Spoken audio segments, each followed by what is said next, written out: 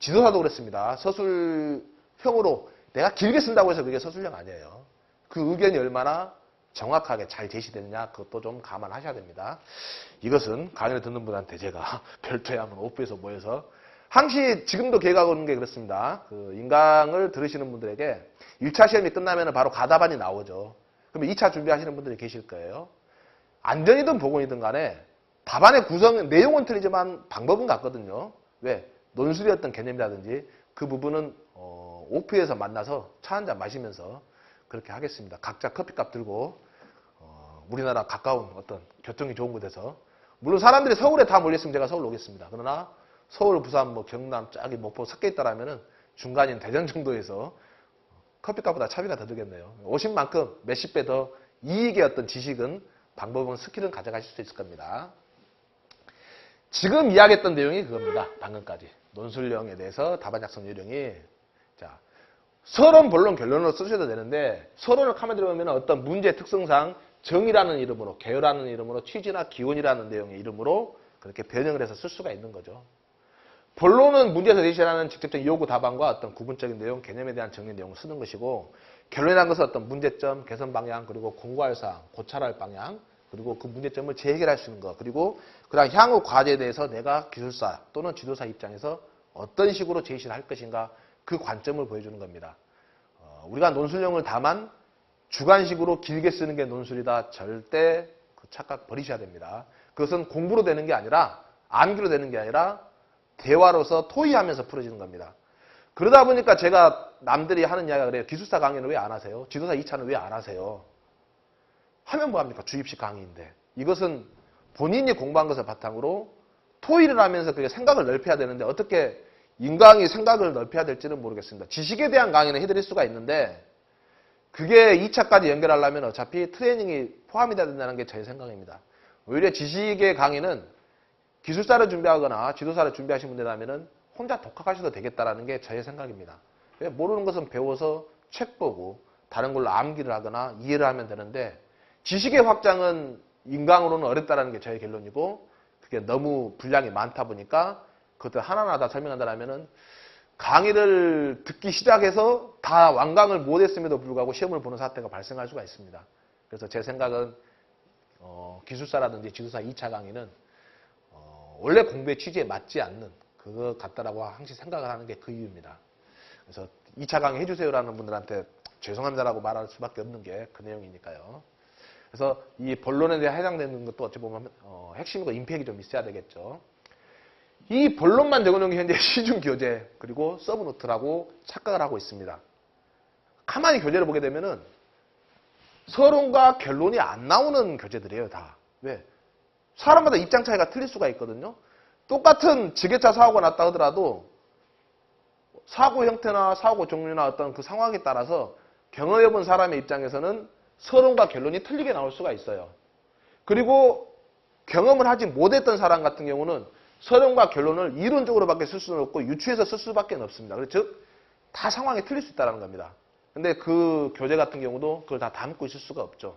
그래서 왜 위험하고 그 위험을 어떻게 해서 저감해야 되고 그 사업장이라든지 상황에 맞춰서 기술자적인 입장에서 어떻게 접근할 것인가가 이 결론과 서론의 어떤 밑밥 가는 건데 그게 우리는 무시되고 이것만 법에 나와 있는 내용만 정리되어 있고 이게 시험에 잘 출제된다더라 라고 해서 그 요약된 걸 완벽한 서브노트라고 생각하고 나만의 서브노트는 그것을 내가 보기 편하게 글로 적는 거 따로 옮겨 적는 거라고 생각하는데 그건 서브노트가 아닙니다.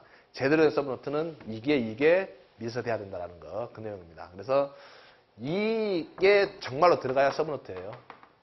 그리고 이게 들어가기 위해서는 서론이 있어야 이게 들어갈 수가 있죠. 이걸 통해서 충분한 설명이 되어 있으라고 생각합니다. 우리가 1차를 공부할 때 이것은 1과목 공부하는데 법의 내용이죠.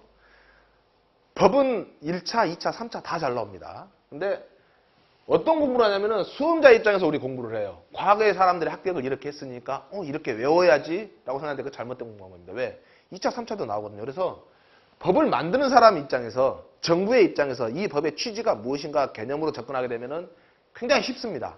근데 이걸로 하지 않고 나와 있는 텍스트 그걸 외우는 거에 너무 급급해요. 그건 올바른 공부라고 저는 생각하지 않습니다. 물론 기사나 산업기사는 통할 수가 있는데 지도사는 그 입장에 선다라면은 3차에서 진짜 2차에서 논술 결론을 쓸 때 어려울 수가 있어요. 서론과. 그래서 법을 만드는 입장으로 제가 설명해놨는데 법을 주관하는 입장으로 생각한다라면은 오히려 좋은 답이 될 수 있고요.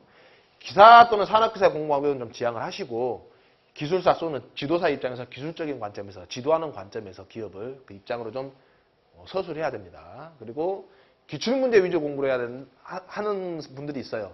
근데 기사나 산업기사는 과거 기출문제가 똑같이 출제된 경향이 있는데 지도사는 기출문제가 똑같이 안 나옵니다. 문제 은행식이 아니에요.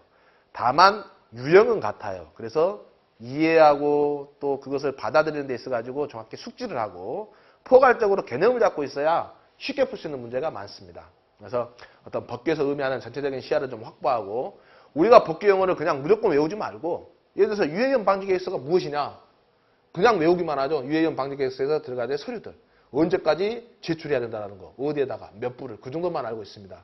그런데 논술 시험 같은 경우는 유해이혼 방지 계획서가 정확히 무엇인지 알아야 서론, 본론, 결론이 들어가요. 면접에서도 유해이혼 방지 계획서 설명할 때 그게 무엇인지 알아야 서론, 본론, 결론으로 설명을 할 수가 있는 겁니다. 기사나 산업기사 입장에서 외워서만 그렇게 한다면 그것은 공부 하나만 합니다. 공부가 아니에요. 우리는 기사, 산업기사의 위주의 공부가 아니라 지도사 입장으로 공부를 하는 방향이니까 그 내용에 맞춰서 좀 공부할 수 있는 어떤 고차원적이라면 그렇지만은 약간 고급 전략이 필요한 거죠. 법을 보게 되면 그렇습니다. 간단한 예로 법도 제정하고 개정한 이유가 있는데 왜 안전보건 조정자가 생겼고 안전보건 관리 담당자가 생겼고 안전설계는 디자인 포 세이프티가 생겼고 산업재해조사 표구를 왜 제출을 하는 거고 한 달 내로 30일 내로 그렇게 설명이 나오는데 한 달 내로인가요? 네. 갑자기 저도 한 달 30일 헷갈리기 시작합니다. 한 달 내로 기억을 하고 있습니다. 근데 왜 이게 생겼는가 그 이유를 알아야 다른 내용도 같이 부연해서 소위 말하는 양념치기 설명이 가능합니다. 이것 같은 경우는 산업재해에 대해서 은폐라든지 무죄의 운동까지도 같이 확산해서 설명을 할 수가 있어요. 그 취지를 안다라면은. 근데 이 개념은 모르고 이것은 어떤 사람이 해야 된다? 언제까지? 30명, 이것은 뭐 어떤 사업에서 해야 된다? 왜 그 사람이 안전보건 조정하는 역할이 무엇이다? 그 정도만 외운다라면은 폭넓은 공부가 아니죠. 나머지도 마찬가지고 이런 것도 법의 강의를 할 때 왜 그런지 하나씩 용어가 담고 있는 내용, 왜 생겼는가, 그리고 이것을 생각한다면 답이 쉽게 보일 수 있도록 그렇게 설명을 겸하고 있습니다. 안전 쪽이나 보건 쪽에 법의 법규 용어가 미화된 사태가 많은데 법 설명할 때도 이게 많이 나와요. 안전 인증이 뭐냐. 그럴 때 우리가 공부할 때 그러죠. 안전 인증 대상 기계기구 그리고 안전 인증 대상 방호장치, 안전 인증 대상 보호구만 외워서 그 종류만 구분하는 것을 하고 있습니다. 근데 그래야 되면 암기는 할 수 있죠. 외울 수 있는데 그게 오래 갈 수도 있어요. 근데 안전 인증이 뭐냐라고 물어봤을 때 논술로 나온다라면은 쓸 수가 없어요. 예를 들어서 안전 인증 대상 기계기구에 대한 것들 뭐 총 여러 가지가 있는데 거기서 10개만 써라. 그래 9개만 써라라고 했다라면은 서론에서 안전 인증이 무엇인가를 써줘야 되잖아요. 그리고 안전 인증에 대한 해당되는 종류가 무엇인지 본론에서 써줘야 될 것이고 결론에서는 왜 안전인증이 무엇이고 이것을 안전인증을 받아야 되고 여기에 대한 과거의 문제점이 무엇이어서 이런 식으로 우리는 계속 지속관리해야 된다는 게 결론에 들어가줘야 되는데 우리는 본론만 외우고 있다는 거죠. 그것은 1차 공부는 통할 수는 있어요. 물론. 근데 2차나 3차에서는 망한다라면 1차 합격한다고 해서 뭐 지도사 뭐 50%의 업무를 할 수 있는 뭐 자격증 주는 건 아니잖아요. 면허증을. 그래서 정확한 공부가 필요한다는 겁니다. 그래서 이러한 개념들을 통해서 이것들이 어떤 용어고 어떤 의미를 담고 있고 법에서 나와 있는 내용의 세부적인 것은 어떤 것은 기본으로 알아야 되지만은 어떻게 좀 포괄적으로 좀 우리가 알아야 되는가를 좀 같이 강의를 하면서 설명을 하고 있습니다. 그래서 그냥 지도사 강의가 단순하게 외우고 암기만 해서 끝난다라고 좀 착각을 하신다라면은 그게 아니다라는 걸 지금 여기 오리엔테이션에서 설명을 드리고 있는 거예요. 자율안전관리 같은 경우도 이제 법에는 안 나와 있지만은 그래도 같이 설명을 드리는 거죠. 예를 들어서 또 이러한 개념과 구분 정리하는 부분들이 있습니다. 어떤 내용이냐면은 우리 같은 경우는 노사 이 협의회라는 용어도 쓸 수가 있는데 노사 협의체가 맞습니다. 정확히 알고 있어야 돼요. 안전보건 협의체 또는 안전보건 협의회 회의라고도 합니다. 산업안전은 다 회의 쪽이죠. 점검도 합동점검이 있고 순회점검이 있어요. 그것도 달라요. 근데 공부가 제대로 안 되면 헷갈린다고 하는데 암기가 제대로 돼서 안 돼서 그런 게 아니라 그 의미를 몰라서 그렇습니다. 합동순회점검, 합동점검 같은 경우는 도급사업자하고 수급인 사업자하고 근로자 대표하고 같이 정기적으로 하죠. 2달에 한 번이냐 또는 분기별로 하느냐 그 차이인 건데 그것은 업종에 따라서 틀린 겁니다. 그리고 합동 순회 점검이 아니라 그냥 순회 점검 같은 경우는 사업주가 업종에 따라서 2일에 한 번 이상 하느냐 또는 일주일에 이상 한 번씩 하느냐라는 그렇게 구분이 되는 겁니다. 그것을 좀 구분을 하셔야 돼요. 근데 그 의미를 모른다라면은 외우다가 혼동될 수가 있죠. 그런 차이점들도 좀 같이 담고 있고요. 기업 진단 지도를 좀 설명을 하자면은 이게 참 재밌습니다. 기업 진단 같은 경우는 조직 관리 경영에서 나와요. 자, 인적 자원 관리 경영에서 나오죠. 효용 관리 당연히 나오죠. 생산 재고 품질 관리 다 경영에서 나옵니다. 근데 이게 경영학이다라면 왜 재무제표에 대해서는 시험이 안 나올까요? 그러잖아요. 그러니까 경영학이 아니다라는 겁니다. 약간 차원을 달려야 되겠죠. 그래서 이것들을 세부적으로 보게 되면 경영이론이라든지 개인가치 집단, 동기부여 집단역할, 리더십, 조직구조 쭉 나오는데 임금이라든지 인사평가라든지 노사관리까지도 다 나옵니다. 이 내용들이 결국은 가만히 보게 되면은 인적자원관리에 해당되는 것들이에요. 사람에 대한 관리를 하기 위해서는 그 사람들이 모여서 조직이 되니까 그 조직에 모여서 집단과 팀을 이루고 그 조직이 결국은 큰 조직은 기업이 되는 거고 기업이 어떻게 지속가능 경영을 할 것인가? 돈을 버는 거잖아요. 이익을 창출하는 거. 그러기 위해서는 어떤 성향으로 어떤 방법으로 가는 것이냐. 그 기업이 또 생산을 어떻게 하고 고객의 만족을 주기 위해서는 품질과 또는 손실이 안 나게 하기 위해서는 재고라든지 여러 가지 어떤 시스템들을 어떻게 관리할 것이냐가 다 담고 있습니다. 그래서 이 내용 같은 경우는 주로 이쪽 조직관리나 인적자원의 경영관리 쪽에 거의 포함되어 있는 내용이고요. 강의에 앞서서 저 같은 경우는 가르치는 입장이 아니라 수험자 입장에서 같이 좀 생각을 공유하려고 합니다.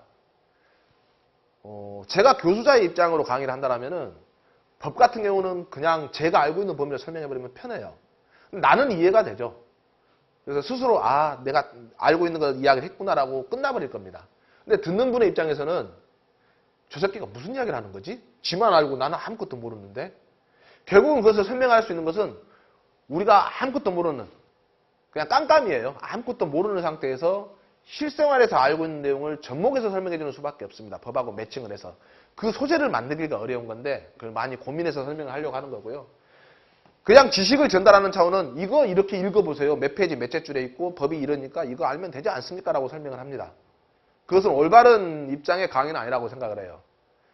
여러분들이 책만 보다 하더라도 이게 이래서 이 내용이구나. 이래서 이 내용을 그때 강의할 때 인강에서 설명했던 거구나. 그러니까 제 강의를 들어서 이 내용 시험에 잘 나옵니다. 이거 알고 계세요. 이거 읽어보세요. 제가 읽어보겠습니다 해서 읽어주는 게 아니라 제가 했던 강의를 토대로 여러분들이 교재를 봤을 때 그게 이해가 더 빠르고 쉽게 될 수 있도록 설명을 한다는 거죠. 그렇게 가고 싶다라는 겁니다. 제가 말 그대로 교재만 이리 보고 자 이것은 이거 이렇게 한다라고 했으니까 이건 이겁니다 라고 하는 것보다 이래서 이렇게 하는데 이 상황이 현재 이런 상황입니다.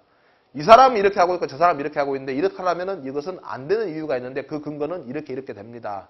이런 상황을 여러분들이 생각을 해보셔서 자 이렇게 본문을 한번 보시면은 이게 본문 이해가 될 겁니다. 이 본문은 여러분들 한번 읽어보세요 라는 식으로 그렇게 좀 그것을 이해하기 쉽게 방향하고 어떤 개념을 정립하기 위한 그렇게 설명을 많이 이어질 겁니다. 그리고 강의를 듣는 목적은 그거일 거예요. 합격하기 위해서죠. 근데 인강으로만 또는 강의로만 끝난다라면은 그게 또 합격을 할 수도 있지만 분명히 공부에 갈증이 있거나 내가 더 알고 싶다라고 하신 분 같은 경우는 더 물어볼 겁니다. 결국은 피드백이 있어야 되죠. 이런 질문을 최근에 하나 받았어요. 물샘닷컴에서도 별도의 그 강의 상담실이라든지 그런 동영상 상담실 그런 게시판이 있습니다. 그래서 수험생들의 질문들이 올라오면 거기에 답변을 하고 있는데 카페에도 올라오기도 하고요.